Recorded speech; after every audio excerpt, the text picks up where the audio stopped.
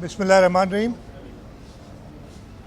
आज मुझे ये सआदत हासिल हुई है कि मैं हज़रत अब्दुल्ला शाह गाज़ी के 1295 उर्स मुबारक की इख्तितामी तकरीब में शिरकत की है।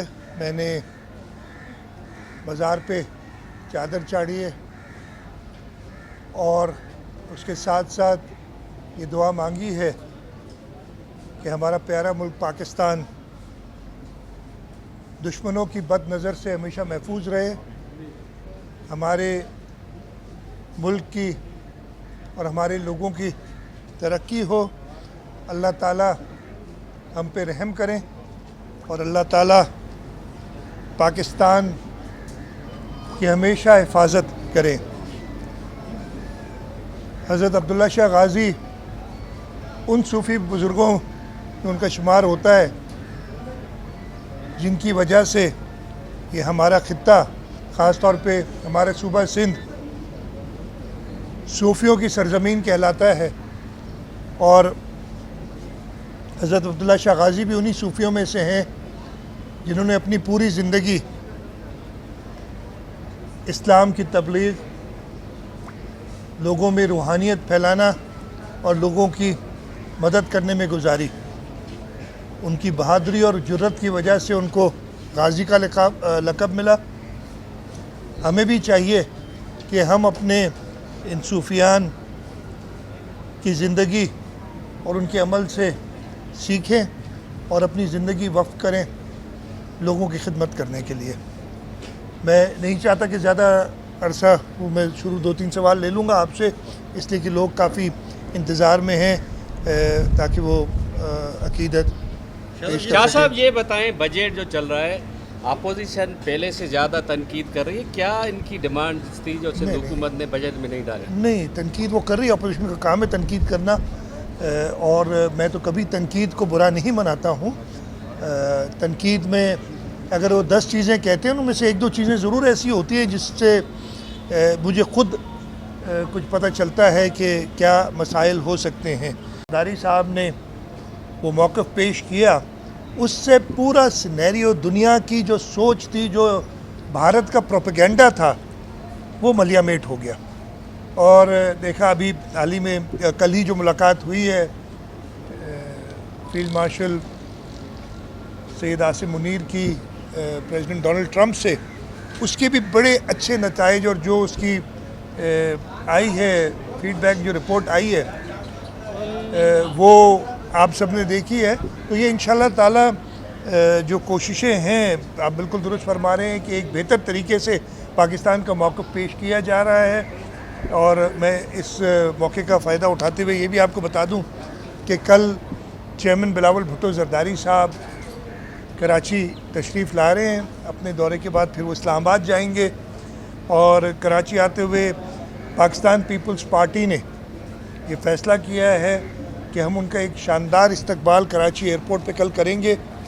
मैं अपनी तरफ से चाहूँगा कि जो भी पाकिस्तान को चाहने वाले हैं, इसलिए कि चेयरमैन बिलावल भुट्टो ज़रदारी ने पाकिस्तान के लिए पाकिस्तान का केस पेश किया और इस ऐसे मौसर तरीके से किया कि पूरी दुनिया की सोच ही तब्दील हो गई है।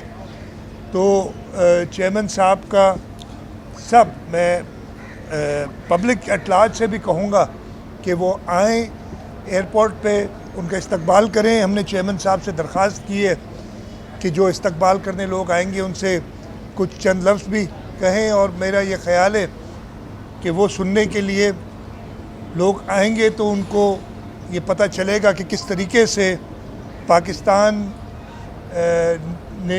पाकिस्तान की हुकूमत ने, पाकिस्तान की अफवाज ने और मेजर पॉलिटिकल पार्टीज़ ने, और जिसको चेयरमैन बिलावल भुट्टो ज़रदारी साहब ने लीड किया, उन्होंने किस मौसर तरीके से अपना मौक़िफ़ जो है दुनिया के सामने रखा है। आखिरी सवाल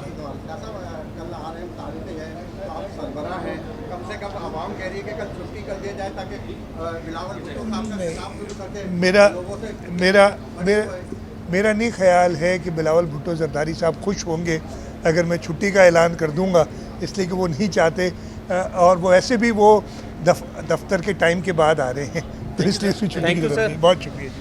ہاں اس تنقید کے اندر اگر وہ جسے مزار کے احاطے میں کھڑا ہوں کہنا نہیں چاہیے، لیکن یہ بھی لفظ مجھے مزار کے احاطے میں کہنا مشکل لگ رہا ہے کہ بدتمیزی کرے اور اخلاق سے گری وری باتیں کہے، وہ نہیں ہونا چاہیے۔ اللہ تعالیٰ ان کو یہ ہدایت دے کہ اس پاک سرزمین اور اس سندھ جو صوفیوں کی سرزمین ہے اسی کا خیال رکھیں اپنی زبان اپنے قول و فعل میں۔ شاہ صاحب یہ بتائیں، آپ بھی لانگسٹ سرونگ چیف منسٹر ہیں، تو لوگ کہتے ہیں کہ آپ پر بھی کسی بزرگ ہستی کا سایہ ہے، تو ایک تو بتا دیں گے وہ اگر ہے تو کون سی بزرگ ہستی کا سایہ ہے؟ اللہ تعالیٰ کی کرم ہے، میرے ضرور والدین کی دعائیں ہیں اور میری پارٹی لیڈرشپ، میرے اسمبلی ممبران کا اعتماد ہے میرے اوپر، جس کی وجہ سے ہوں، اور جب تک اللہ تعالیٰ چاہیں گے میں کوشش کروں گا کہ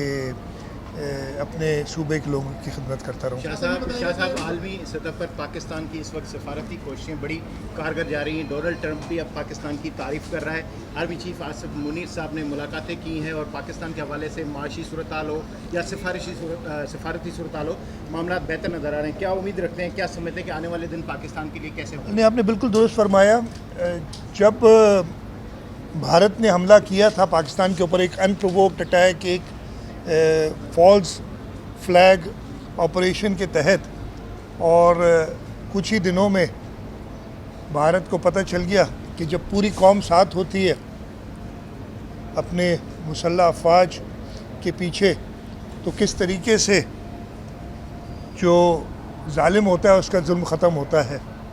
اور اس کے ساتھ ساتھ جیسے میں اپنی اسمبلی میں بھی یہ بات کہہ چکا ہوں، پہلے بھی کہہ چکا ہوں کہ جس طریقے سے قوم اکٹھی ہوئی تھی، ہر ایک نے اپنی جگہ پہ اپنا فرض نبھایا، اسی طریقے سے خاص طور پہ چیئرمین بلاول بھٹو زرداری صاحب کی جو جنگ کے دوران انٹرنیشنل میڈیا کو انگیج کیا، انہوں نے اپنا کیس پوری دنیا کو انٹرنیشنل میڈیا کے تھرو بتایا۔ اس کے بعد وزیر اعظم نے، اس ملک کی حکومت نے ان کا انتخاب کیا کہ وہ ایک ڈیلیگیشن لیڈ کریں جو امریکہ گئی، یورپ گئی، اور جس مؤثر طریقے سے چیئرمین بلاول بھٹو